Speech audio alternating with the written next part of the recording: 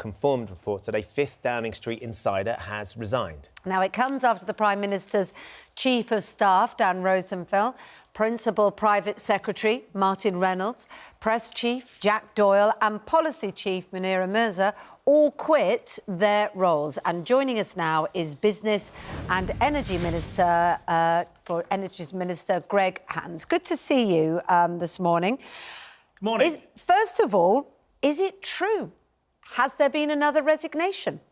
Look, I'm not aware of that, but what I do know is that on Monday, the Prime Minister did announce, in relation to the Sue Gray report update, that there would be a shake-up at the top of number 10 Downing Street. So I don't think that overall these things should come as a surprise. This is what the Prime Minister said on Monday would be happening. So they jumped before they were pushed then, Mr. Hands? Well, look, they've all four of them have done immense public service, often through the pandemic. In the case of Munira Mirza, all the way back I'm a London MP, and she has been phenomenal helping Boris Johnson as Mayor of London. So I think they've all done a great service. Each of them has resigned, and their resignation has been accepted by the Prime Minister. No, we know that. But Munira Mirza, this is not something as part of a sort of a refresh or whatever particular words that Boris Johnson used. She's resigned very specifically on a point of principle. She made it clear in her own words in her letter that he didn't apologise specifically to Keir Starmer for that slur in connection with Jimmy Saville. She advised him to, she urged him to, he didn't do it. So the person that he named, Boris Johnson, as one of his top 5 women ever, including Boudica and his grandmother, has now walked out on a point of principle. Well, I do accept that Munira Mirza's resignation is different, but equally we must all accept that the Prime Minister disagrees with what Munira said in her letter. He was quite clear about that yesterday, that he takes a different view, and that's entirely within his rights to do so as Prime Minister. Do you agree with her or do you agree with him? Well, look, it's not my job to give opinions, a running commentary on who agrees with whom and with what. No, you don't have to give your opinion other than your own. Do you think that he was right to make that slur on Keir Starmer, and should he apologise for it? Well, the Prime Minister explained, I think, on Wednesday at Prime Minister's Question Time, I was there to see him explain the general point he was trying to make, which is this, that if you're in charge of an organisation and something has gone wrong, then ultimately you have to take responsibility. So he was right to make that slur then? Sorry, no, I'm not saying... It's just your honest opinion, and as a minister, on something that's led to key members of Boris Johnson, our Prime Minister's inner circle, resigning. Do you think it was right or wrong? Should he apologise or not? Well, what he was doing was making reference to Sir Keir Starmer's I understand what he was doing. He clarified it very well. He clarified it very well. He made it clear what he was trying to do. But was he right to make the slur, and should he apologise, is the question, if you don't mind answering. OK, well, look, I think you have to understand what he was trying to do. What he was trying to do was to make this explanation that somebody in charge of an organisation ultimately has to take responsibility. And he referenced Sir Keir Starmer, this is going back some years as Director of Public Prosecutions. He's saying that he is taking responsibility in his response on Monday to the update on the Sue Gray report, that there would be changes at Downing Street, recognising that there had been failings. Forgive me, I'm sorry, because I do want to get on to the big issue that I'm sure you want to talk about, which is the whole situation with energy. Forgive me, I do understand the point he was making. The question was, do you agree with it? Should he apologise or not? Well, look, it's not my job to give an opinion. In politics, you don't have an opinion. You have to have an opinion on everything. What about the Prime Minister? Mr. Hands, yesterday, of course, we saw the Chancellor offer an opinion, stand in front of everybody and say it's not something he would have said. He offered an opinion. He offered some sort of opinion on exactly what you're trying to avoid. You are still an MP. You're an elected MP, as you said, for London constituents.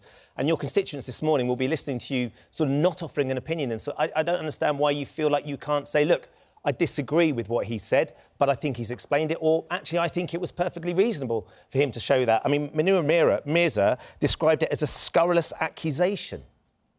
Well, look, but I've said to you that the Prime Minister disagrees with that interpretation. That's a matter between the Prime Minister and Munira Mirza, but whilst also recognising that she's been an amazing public servant. But you can see that somebody's an amazing public servant, but also be able to disagree with them. I don't see the problem. So when you say he was trying to make the point about Keir Starmer being in charge of a body and taking responsibility for what happens within that body, Boris Johnson, of course, is in charge of the government. He's going to ultimately have to take responsibility for what happens with the investigations into Partygate, what's been going on at Number 10. If he is found to have misled Parliament, do you think it's a resignation situation for him? And equally, the chaos that's surrounding him at the moment, that is a huge issue too, right? Well, look, what he said on Monday was that there would be changes in Number 10 Downing Street. That is what has happened. Including him? No, I don't think the Prime Minister should resign. But equally, we're also waiting for the further police investigation into exactly what happened to get to the bottom of that. But that doesn't prevent the Prime Minister from being able to shake up his operation and bring in new people. These people have done great service. They've resigned. The Prime Minister accepted their resignation. We're now moving on, and we're now moving on with the government's priorities, the people's priorities on things like energy bills, dealing with the cost of living, the recovery from the pandemic, the vaccination rollout, the very serious situation in Ukraine. These are the things that are the government's priorities. Yeah, and people want to move on, but of course, when there's breaking news this morning that someone else may be resigning, it's difficult to move on, isn't it? Because you're constantly having to answer those questions. Let's talk about some of those announcements that the Chancellor made yesterday, because our viewers have been in touch with us this morning. Despite what he's offering, £350 to people with the £200 rebate and the council tax adjustments as well, it's just not enough. And people are saying, regardless of what's coming, this will not get us through the winter. We are still choosing between heating and eating. Well, look, there's a lot of people in this country in difficult situations with rising energy bills. Let's not forget why energy bills are rising. It's due to a big rise in global energy prices. Gas prices are about 4 to 5 times the historic 25-year average. They have been even twice that. Mr. Hans, I'm sorry. I know you know that we've only got a short amount of time. Apologies for interrupting you. Because you're busy. Yeah, we know that. Our viewers know that. What they want is to understand what more the government can do. This is the initial situation. This is an initial offering, but it's not going to be enough, is it? Well, I disagree with that. But I mean, this is actually £9 billion here is being committed. £200 a discount on energy bills, £150 rebate on council tax. Don't forget what is also being done elsewhere. The rise in the national living wage from £8.91 an hour to £9.50 an hour will give people an extra £1,000 in their pocket. The rise in national insurance is coming. The rise in interest rates has gone up. The rise cost of living. Well, interest rates have risen from 0.25% to 0.5%. It still has an impact on cost of living, though. Well, of course it does. Of course it does. And it's going to go up more, isn't it? Look, can I just put up a specific point of something that you didn't do? It's great to hear those things you did do, but what we're getting from our viewers is it's not enough. So something you didn't do is put a windfall tax on energy companies. Now, we had Ed Miliband on the programme earlier. He said that energy companies, he even quoted an energy company as saying it's like a cash account, this the way the energy prices are coming up. They're making a fortune. We saw Shell publish billions of pounds of profit. Why not do that windfall tax?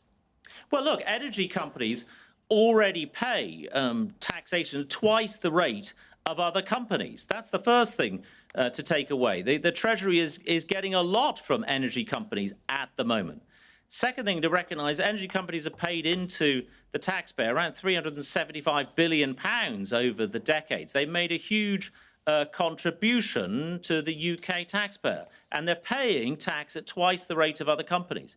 But equally, I mean, Labour's first instinct is always to come along and clobber business. We also need energy companies to be making investments in the energy of the present at the North Sea, but also the energy of the future in terms of renewables, making our energy transition. So you don't have a problem with those Shell's profits that were announced yesterday? In light of what we're going through, you think they're paying enough as it is, and fair play to them? We're taxing energy companies at twice the rate of non-energy companies. But also, to get to net zero, we need investment. You know, we need investment in that energy transition. We need investment in the North Sea today, But we also need investment in our renewable capabilities and capacities of the future, because ultimately we want to be less dependent on volatile fossil fuels going forward. The answer there is homegrown renewable energy, offshore wind, onshore wind, solar, tidal, and so on. OK, well, let's hope people can keep themselves going with their choice between eating and heating in the meantime. That is it, isn't it? But good to talk to you this morning. Quick hands there.